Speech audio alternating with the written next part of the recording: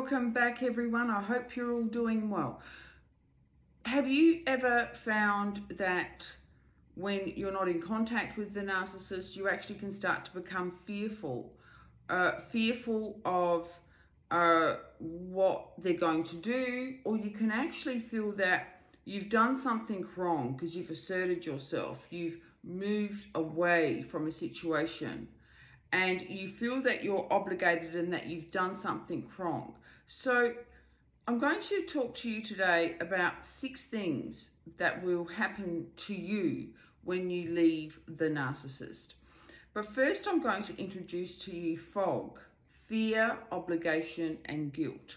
So because of the abusive nature of the relationship, there is a great deal of obligation because your fawn trauma response is being triggered, and you feel that you're actually obligated to make them happy. If you're a codependent empath, which obviously that's how we start the journey, as codependent, because we've got such loving hearts and we actually believe that we need to make others happy before we make ourselves happy.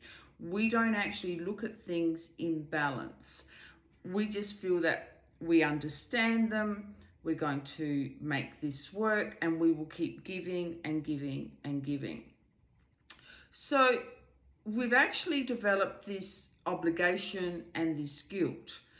This is going to be one of the first things that is going to occur for you. It's going to become heightened when you initially decide to move away from the narcissist.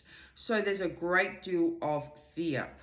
I've done something wrong. What are they going to do? Can they hurt me? And you actually start, so many people are very scared. Oh, I'm scared that, she's going to show up. I'm scared that he's going to do this. I'm scared of the smear campaign. And so during this fear, obligation, and guilt, you start to pull yourself away from that. Yeah. Then you start to see the truth. You start to actually unpack this through truth. Your subconscious mind, now that you've released this fear, obligation, and guilt, and possibly you may find out that they were cheating on you, that you might find out they've got new supply. You're going to find out a whole lot of things, but it's going to now allow you to start to see the truth. Seeing the truth of the situation is very, very important, because our psyches are always going to keep looking for the truth, what really happened. It's amazing what the subconscious mind does when we allow space for the truth to start to come in. Now, once you start to see this truth, you start to realize that all of this confusion, sign number 3, all of the confusion you had was there because they were not being transparent. They were not offering you a loving, caring, transparent relationship. And sadly, the confusion is going to also lead you, you're going to start identifying times where you were being gaslit, where there was gaslighting going on.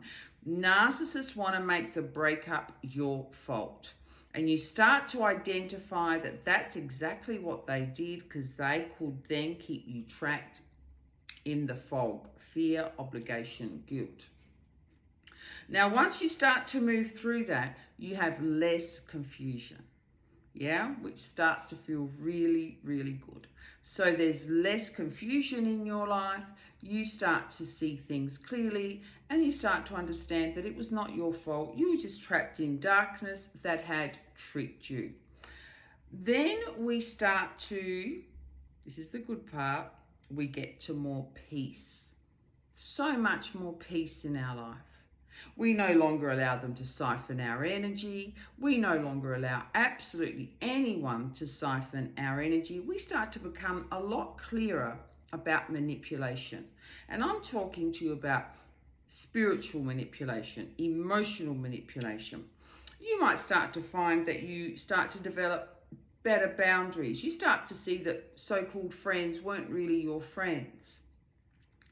And then the next thing that occurs is that you're no longer living in the fantasy brain.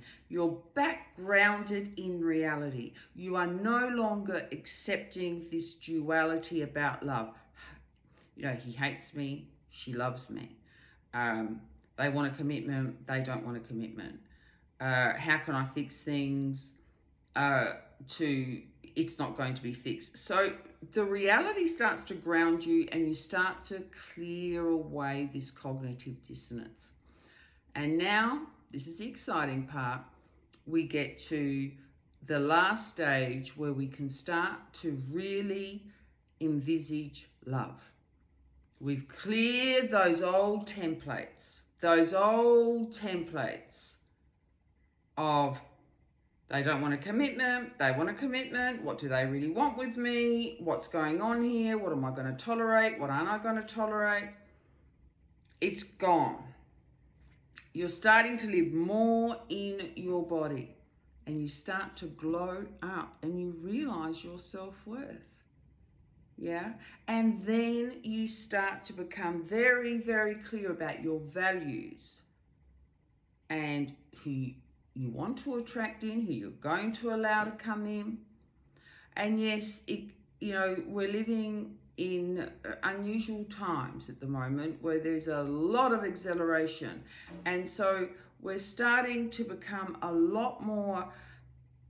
We're starting to understand that we can't live with this good bad approach, this black and white thinking. We just want to be in one place. It either feels good or it doesn't. And you're going to go for what feels good. All right, now if you'd like to book your 15-minute discovery call with me, I've put the link in the description box. So reach out, book a call with me, we can connect, and you can see how I can help you. Because I've helped thousands of people to move through the fog. All right, that's all for now. Take lots of care, and I'll talk to you soon. Bye.